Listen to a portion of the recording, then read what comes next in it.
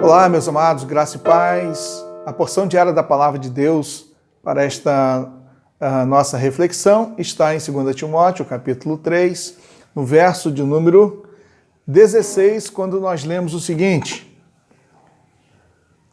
toda a Escritura é inspirada por Deus e útil para o ensino, para a repreensão, para a correção, para a educação na justiça, a fim de que o servo de Deus seja perfeito e perfeitamente habilitado para toda boa obra. Amém.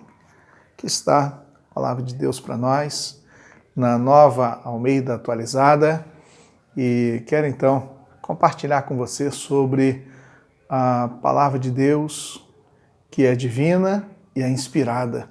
Em meio a tantos embates, tantas pessoas que querem fazer com que a palavra de Deus seja desprezada, ridicularizada, sirva como objeto de escárnio, de zombaria, ou até mesmo podemos perceber muitos que tentam desacreditá-la, mas para aquele que crê na palavra de Deus, aquele que aceita como sendo a revelação divina de Deus, assim pode desfrutar de algo maravilhoso e extraordinário, que é a palavra de Deus. Ainda diz o texto para nós que toda a Escritura é divinamente inspirada. Ou seja, para algumas pessoas, apenas uma parte da Bíblia é inspirada. Para algumas pessoas, apenas alguns textos específicos são inspirados. Mas a palavra está dizendo que toda ela é inspirada por Deus. Do Gênesis até o Apocalipse. E quando vemos muitos tentando fazer com que partes da Bíblia sejam rejeitadas, não como sendo inspirada, não como sendo sagrada, e aí nós vemos o próprio Senhor Jesus, que valorizou o Antigo Testamento, que citou as passagens do Antigo Testamento, que falou sobre relatos e episódios do Antigo Testamento, isso para fundamentar ensinamentos durante o seu ministério. E para nós isso foi muito importante. Quero então dizer para você que toda a Escritura ela é divinamente inspirada. A palavra de Deus foi inspirada pelo Espírito Santo. Não é que alguém acordou e falou, eu vou escrever a Bíblia hoje, não. O Espírito Santo moveu para que homens pudessem escrever aquilo que era a vontade de Deus para ser revelado para os homens. Também nós podemos considerar que existe um propósito, existe um objetivo, porque a palavra de Deus ela foi escrita.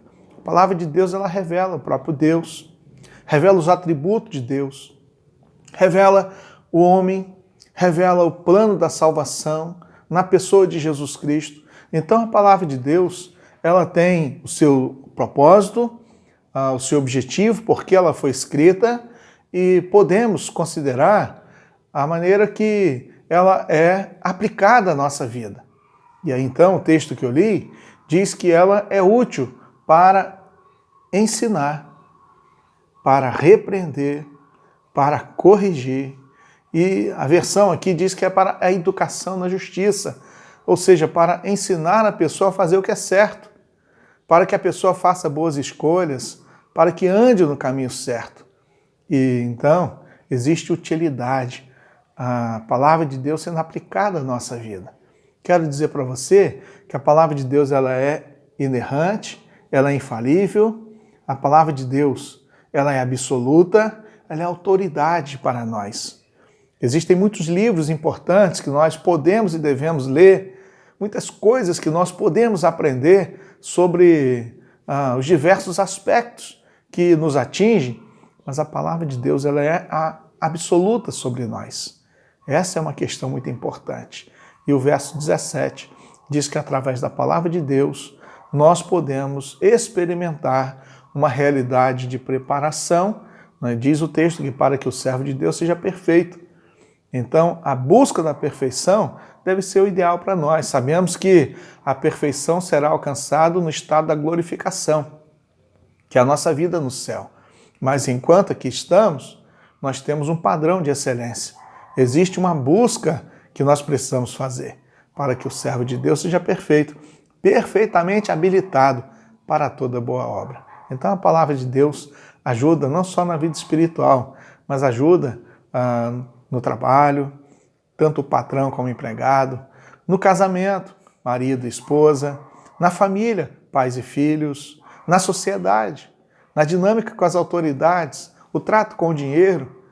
E aí então você pode dimensionar quantos e quantos são aquilo que a palavra de Deus pode ser aplicada para que nós estejamos buscando uma vida de perfeição. Então que Deus te abençoe e que a palavra de Deus seja a única regra nossa de fé e prática. Quero convidar você, vamos orar e agradecer por esta palavra bendita de Deus para nós. Senhor Deus, nosso amado Pai, bendito, exaltado, glorificado seja o Teu nome. Obrigado, Deus, pela revelação da Tua palavra para nós.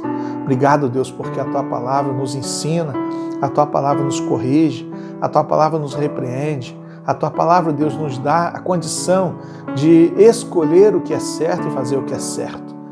Quero, Deus, pedir que nos ajude para aplicá-lo, Deus, à nossa vida. Abençoe, Deus, o Teu povo, abençoe, Deus, a Tua igreja, abençoe, Deus, cada família que tem a oportunidade, Deus, de ouvir, Deus, a Tua palavra, de ler a Tua palavra, de aguardar a Tua palavra. Peço que o Senhor seja conosco. Agradeço, Deus, por esta oportunidade no nome de Jesus. Amém. Um abraço para você. Deus abençoe a sua vida e a sua família. E até o nosso próximo encontro, se o nosso Deus permitir.